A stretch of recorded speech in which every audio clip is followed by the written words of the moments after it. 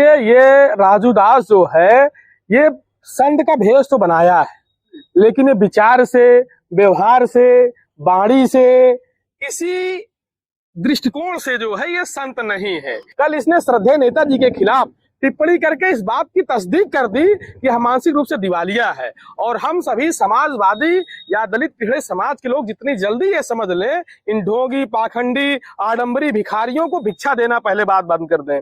हम लोगों ने तो कसम खा लिया है, इनको जो है सम्मान और दान, जो दो चीज हमने बंद कर दिया, ये सड़क पर आ जाएंगे, फिर से जाकर के अपना भिक्षा उक्षा मांगेंगे।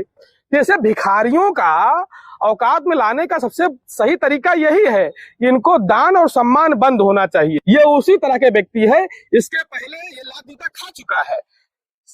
पूर्व मंत्री स्वामी प्रसाद मौर्य की जुबान काटने की बात की इसने, सुपारी देने की बात की, गला काटने की बात की, तो इसको जो है जूता में पैदार हुआ, ये लात जूता खाकर के भी ठीक नहीं हुआ है। और हम लोग तो ये हार्दिक इच्छा रखते हैं कि ये कहीं मिल जाए, इनको हम लोग शुद्ध वाला गंगा जल जो है, पूरा नीम कोटेड वाला जो है, छिड़ा करके उनको पवित्र कर दें, इनकी जुबान पवित्र हो।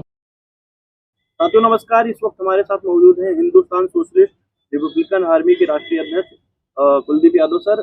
सर से बात करेंगे। सर, कल ट्विटर पे एक ट्रेंड चल रहा था, इसमें जो अयोध्या के महंत जी हैं उन्होंने राजू दास जी उन्होंने मुलायम सिंह यादव को लेकर एक टिप्पणी की, जिसको लेकर काफी भारी मात्रा में देखने को मिला कि देश भर में बवाल छिड़ा हुआ है। राजू दास की गिरफ्तारी को लेकर मांग की जा रही है, क्या कहेंगे सर? देखिए, ये राजू दास जो है ये संत का भेष तो बनाया है, लेकिन ये विचार से, व्यवहार से, वाणी से, किसी दृष्टिकोण से जो है ये संत नहीं है। या यूं कह लूं, अगर संत इसको कहा जाएगा तो ये अपने आप में बहुत बड़ा जो है अभिशाप है। ये नंबर 1 का ढोंगी, पाखंडी, आडंबरी व्यक्ति है। यह दलितों, पिछड़ों के महापुरुषों से नफरत करता है। इसके पहले भी आप लोगों ने देखा होगा कि ये बहुजन समाज के महापुरुषों के ऊपर तरह तरह की जो है अभद्र टिप्पणियां करता रहा है। कल इसने श्रद्धेय नेताजी के खिलाफ टिप्पणी करके इस बात की तस्दीक कर दी कि हम मानसिक रूप से दिवालिया है, और हम सभी समाजवादी या दलित पिछड़े समाज के लोग जितनी जल्दी ये समझ लें, इन ढोंगी, पाखंडी, आडंबरी भिखारियों को भिक्षा देना पहले बात बंद कर दें। हम लोगों ने तो कसम खा लिया है, इनको जो है सम्मान और दान, जो दो चीज हमने बंद कर दिया, ये सड़क पर आ जाएंगे, फिर से जाकर के अपना भिक्षा उक्षा मांगेंगे। जैसे भिखारियों का औकात में लाने का सबसे सही तरीका यही है, इनको दान और सम्मान बंद होना चाहिए। अगर हमारे दलित पिछड़े समाज में किसी को बहुत पैसा बढ़ गया है, वो नेकी करना चाहता है, दान करना चाहता है, अपने किसी समाज के मजलूम की, गरीब की पढ़ने लिखने में मदद कर दे, लेकिन ऐसे पाखंडियों को, ऐसे दुराचारियों को एक पैसा देकर के अपने खिलाफ जहर उगलने के लिए तैयार ना करें। हम लोगों को याद है, हम लोग 63 आरक्षण के आंदोलन की लड़ाई लड़ रहे थे, उसी इलाहाबाद के अंदर इन लोगों ने, जिनको हमारा समाज दान देता है, और वही लोग आरक्षण विरोधियों को चंदा देते हैं। ये उसी तरह के व्यक्ति है। इसके पहले ये लात जूता खा चुका है। पूर्व मंत्री स्वामी प्रसाद मौर्य की जुबान काटने की बात की इसने, सुपारी देने की बात की, गला काटने की बात की, तो इसको जो है जूता में पैदार हुआ, ये लात जूता खाकर के भी ठीक नहीं हुआ है। और हम लोग तो ये हार्दिक इच्छा रखते हैं कि ये कहीं मिल जाए, इनको हम लोग शुद्ध वाला गंगा जल जो है, पूरा नीम कोटेड वाला जो है, छिड़ा करके उनको पवित्र कर दें, इनकी जुबान पवित्र हो जाए। क्या लगता है सर कि ये बहुजन महापुरुषों के खिलाफ यही क्यों बोलते हैं? इनको और कोई क्यों नहीं मिलता? अपने महापुरुषों का विरोध नहीं करते लोग? देखिए, इसलिए नहीं करते, मैंने कहा ये मनु की नाजायज औलादें जो है, संविधान लागू होने के बाद भारत के अंदर गरीब मजलूम का बच्चा, या मैं यूं कहूं कि चमार, कोरी, मेहतार, भंगी, अहीर, कुर्मी, मौर्या, दुसाद, ये सभी लोग ग्राम पंचायत में प्रधान से लेकर के राष्ट्रपति तक बनने लगे।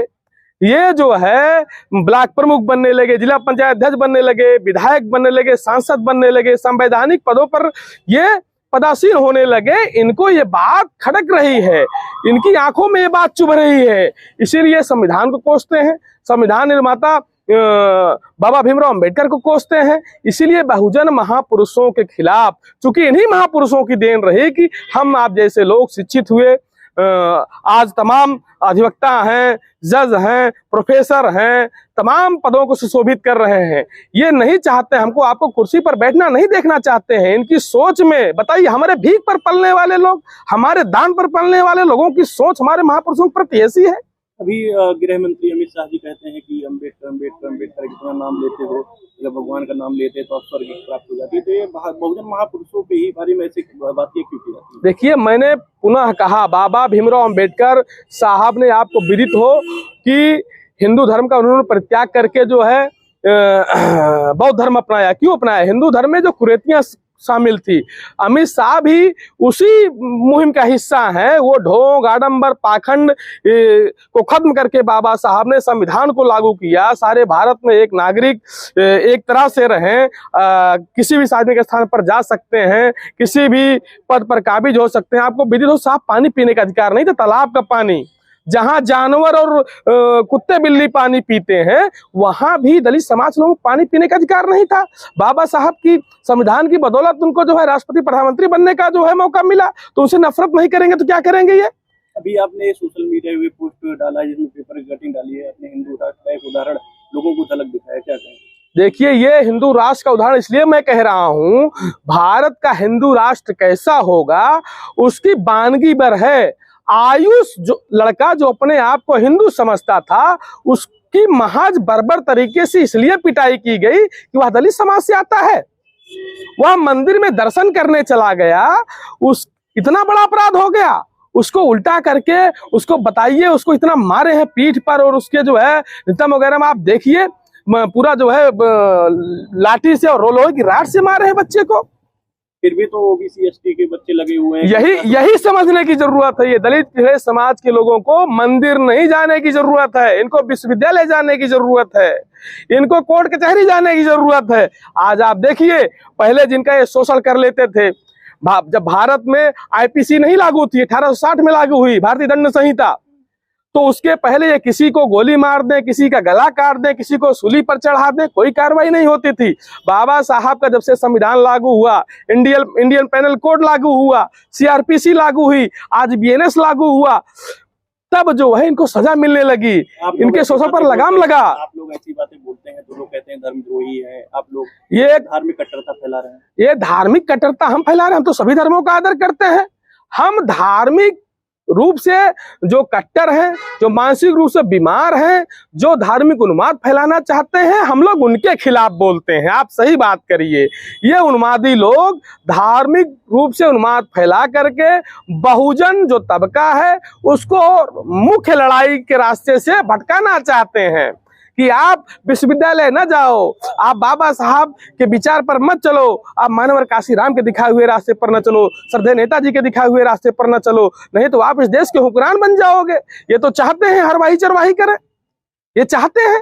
इसलिए ये हमको और हमारे समाज के लोगों को पथभ्रष्ट करना चाहते हैं। लेकिन हमारा समाज पढ़ लिख गया है, वो विश्वविद्यालय पहुंच गया, वो अदालतों में पहुंच गया, तो वो अपना रास्ता जानता है कि हमारे आदर्श बाबा साहब भीमराव अम्बेडकर जी हैं, ज्योतिबा फुले जी हैं, मानवर सावित्रीबाई फुले जी हैं, मानवर काशीराम जी हैं, नेताजी हैं। इसलिए हम उनके दिखाए हुए रास्ते पर चलेंगे, क्योंकि उन्होंने हमको हुक्मरान बनाने का रास्ता दिखाया। और इन्होंने तो केवल शूद्रों को सेवा का अधिकार दिया, खुद मलाई काटेंगे हैं।